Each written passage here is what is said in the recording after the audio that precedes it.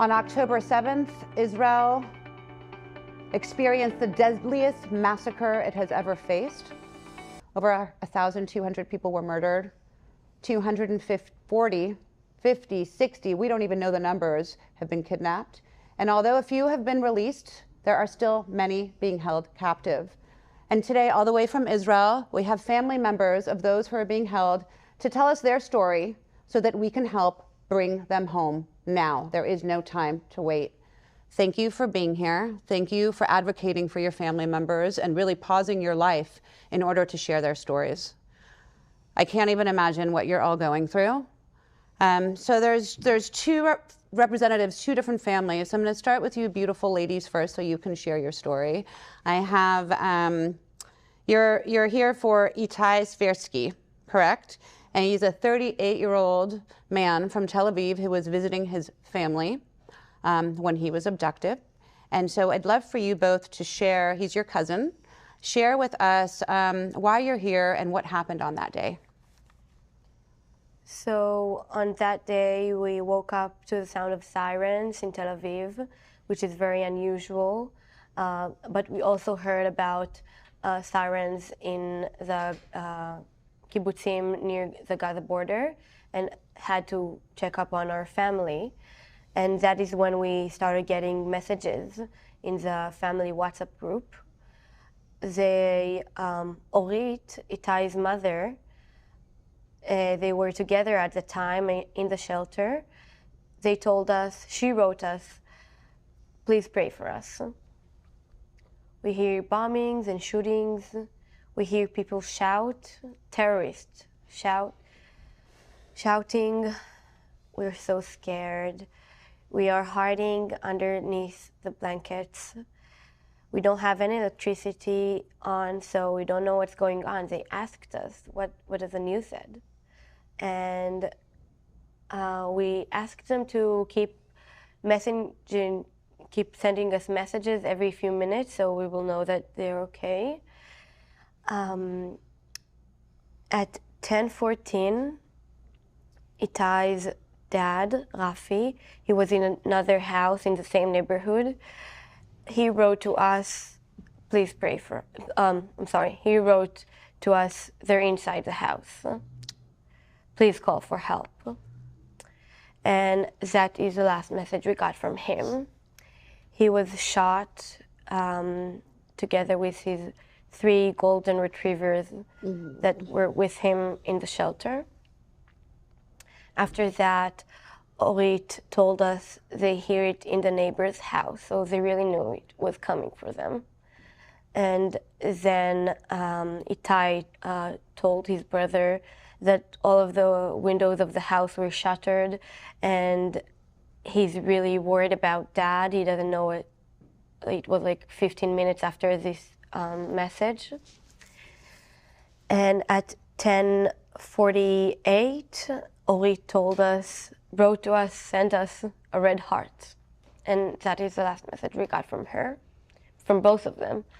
10 days after the attack, we learned that Orit was murdered and Itai was kidnapped. Oh my God. An hour later, our grandmother's caregiver wrote to us, they're inside the house. There are many of them. I hear them in the kitchen. I'm so scared. Please help me. Please. She was begging for help. And that was the last message we got from her. Oh my God. She was also murdered. A Filipino woman, not even a woman, an angel. She was part of our family for 5 years, our grandmother's best friend. She came to Israel to make a life for her son, and he is now an orphan also. Oh my God. We're not sure how our grandmother was rescued, how she survived, but she did. She's 97 years old, and she survived physically. Physically, she's okay, but she lost her daughter. She lost her son-in-law. She lost her best friend, her caregiver. She doesn't know what happened to her grandson. Like, she knows he's being held there, but she doesn't know what's going to happen to her grandson. And she lost her home, her house, the house that she's been living for 77 years, since she was 19. She lost the place that she founded in her own hands alongside our grandfather. I'm so sorry. I can't even imagine what you're all going through. Nama, you tell the story of how now there are so many that are being released, but so many who are still being held captive, and your cousin is still there. Is there any news from the Israeli government? Do you know his whereabouts, how he's doing, what's going on with him? So yes, thanks to the past week releases and the hostages that came back, we, for the first time since October 7th, got information about Itai's condition. Because actually, since October 7th, we had no idea if he's alive, if he was injured on the way, if he got any medical treatment, obviously where is he held, or if he is getting enough food. Not the Red Cross and not any humanitarian organization saw the hostages and even, hand to the Israeli government a list of the people that they've seen. So it's the first time after 50 days that we got a message that he is alive. Oh. And we got it from hostages that were released and were held with him the whole time. So we now know that he's alive and he wasn't physically injured. But we also know a very disturbing thing, that he is in a very, very bad mental state. He told the hostages that were held with him what happened on October 7th from his experience. And he told them that he, together with Orit, his mother, were hiding at the shelter at her house. They didn't have what to do, so they were under the bed, covered with blankets. That's the most they had to protect themselves. And when the terrorists broke in, they've shot his mother. Oh my God. I'm not sure if they tried to shoot him also and missed, or did from the beginning they just wanted to keep him alive and take him away. But he saw his mother being murdered, and then he was taken hostage. The 59th day today of captivity. And when he left, when he was taken away, he was already in a state of mind that he lost contact with his father just 15 minutes before. And now the thoughts are running up, like, what happened to him? And not only that, we know that all the hostages that were held with him were released. All of them were children and women. So they were all released, and he is left absolutely alone. He thinks, also because what Hamas terrorists told them the whole period of time, that there is no country to go back to. Oh, wow. They tell them that there is no Israel, and that no one takes care of them, and no one cares about that they're there. No one's fighting for them. They tell them that the whole family is gone, and he believes it. He knows that his whole family, besides his sister, that was far away that day, he knows everyone lives in Kibbutz Be'eri, and he thinks that everyone were murdered. He thinks that only his sister is left. And he asked the hostages that were released, "Tell Mirav, my sister, I'm alive. Tell her I'm here," as if we don't know. Because that's the psychological terror they're doing on them. Right. Oh. They're trying to break their strength. And maybe they're being good at it. Maybe they're succeeding. And we know that his mental state is very bad, and it's very urgent. We know that every day that passes by, we also got this news a few days ago. It was like 5 days ago. But no one promises that since then it's still true. Right. He was alive 5 days ago. I'm not sure about he's alive right now. It could change every minute. And it changes every minute, because every morning we get new reports about hostages that were taken alive from their houses and were being murdered while in captivity. Yeah. They've already published more than 10 names. Time is of essence. I know and that's why we're here, and that's why you're here from Israel, so that we can get your loved ones home as soon as possible. And I know that you, Itai, are here advocating for your great uncle, who was taken with his entire family from Kibbutz Nir Oz. Tell us what happened and why you're here right now. Yeah, so this is my great uncle Avraham. He's 78, and he was taken from Kibbutz Nir Oz.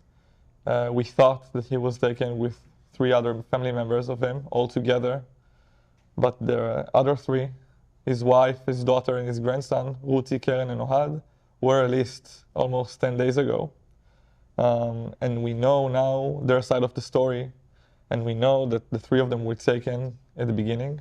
While he was left on the ground, he had tried to hold on to the handle of the safe room while the terrorists broke in. He wasn't successful because he's an old person and he has balance issues, and he uses a cane to walk, and he barely sees. So he fell down on the ground, on the floor. The terrorists came in, took the 3 other family members, and tried to burn down the house. And only later he was taken.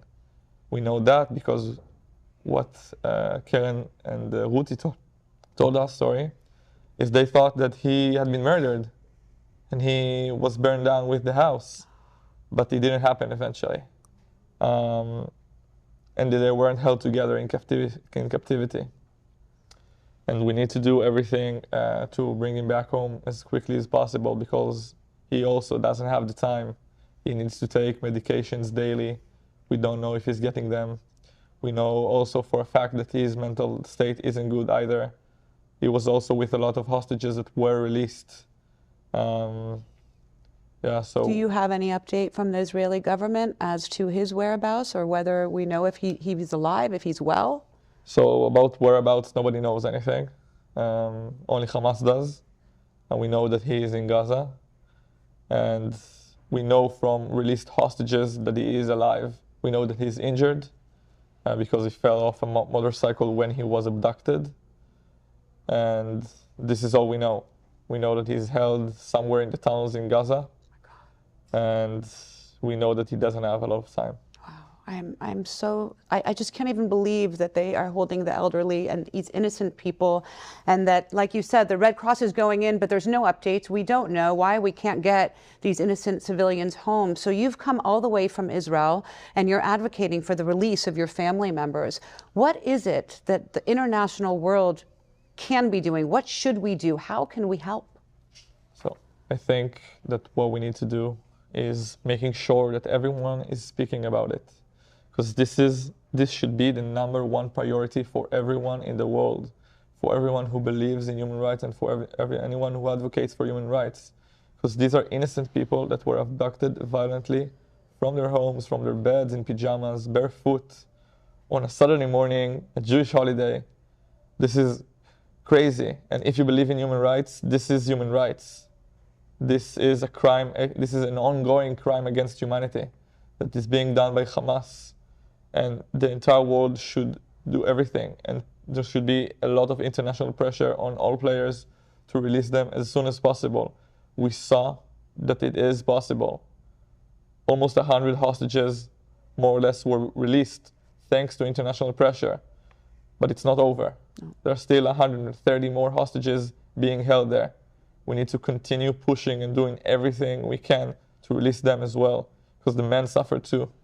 The men have feelings too, and they need to be out of there as quickly as possible, and this is the job of the entire world. not just ours. 100%. If this were anywhere else in the world, we would be parachuting in and finding these innocent civilians and bringing them home. And for whatever reason, I'm not quite sure why, we're not. And I also think that it's very important for the world to understand, and some people still don't understand, that Hamas is not a political party. Hamas is a radical terror organization. They're not freedom fighters. Freedom fighters don't rape women, don't take babies out of their beds at 6 in the morning. They don't behead people. They don't mutilize people. They don't steal from houses after kidnapping the people living in. That's not a freedom fighter. That's a terror organization, a radical terror organization. And that is a new standard of terror we've never seen before. We've never seen this brutality and cruelty ever in the history of the Western world. And somehow the Western world doesn't understand that Hamas is just like ISIS. It's just like Al-Qaeda. Right. ISIS spread it around very quickly, and it came to Europe and it came to the US, and Hamas can do exactly the same. And if we won't stop it right now, it's not only Israel's issue, it's a worldwide issue. And it's the whole Western world, liberal world, that wants to live in quietly and secured in their own houses. Yes. They all should care about that. And yes, there is a huge humanitarian crisis in Gaza on both sides. The civilians in Gaza are hostages of Hamas, exactly like Itai and Avram and all the hostages are. They are paying the price on Hamas's actions. And they will continue paying the price until all the hostages will be released. This won't end until all hostages are back home. This won't end. No. So if we want it to end, the best thing we can do is to put the pressure on the parties involved and on the whole world to release all hostages. And then we will start recovering from this horrible, horrible war.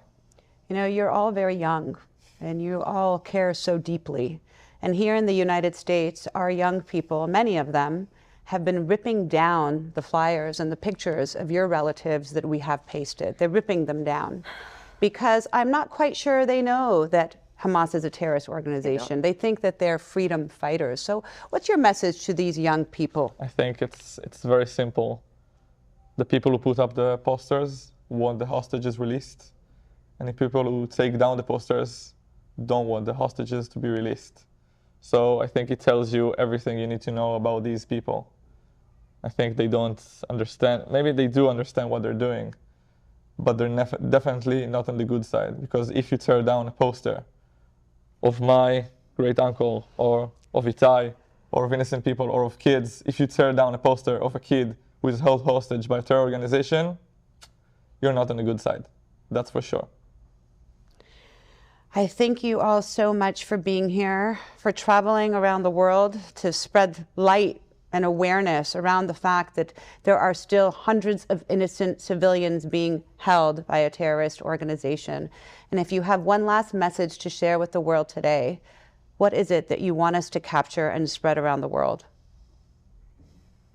I think it's a little bit about what you asked before about the people that are tearing down posters. I invite the young people to get more education about this conflict, and not from TikTok, because there is no limit there to the fake news, and we already know that Qatar and Hamas are using money to promote their own news in there. So I invite the young people to educate themselves about this conflict, and to really think when they're doing and expressing themselves in public, and really think what is the meaning of what they're saying and doing, because as Itai says, what is the meaning of tearing down posters like that. These posters, they don't say anything about Palestinian people. These posters were made by family members that just want their family back. And also to educate themselves about the way that this war is behaving, and how Israel is behaving during this war, and how many actions it tries to do to help the civilians there, and how much Israel values life. Because these actions that Hamas is doing, using their own people as human shields, it just reflects that they don't value life as we do. We are fighting for each and every hostage, and we will not stop until the last one will be back home. And it shows how much value we have to those lives. Yes, 100%. Each life matters. And I think with the miracle of Hanukkah, and we know that there are miracles, I pray that each and every hostage, each of your family members will be in your arms very, very shortly, safe and sound. We are here praying for all of you. Thank you for advocating and for using your voices to do good in the world and to help educate people, and for being in the studio with us today. Ophir and Naama and Ataya, I give you strength to continue. We're all here with you. Thank you. Thank you for being here. And thank you everybody for watching, and we'll see you next time on Moms Matter.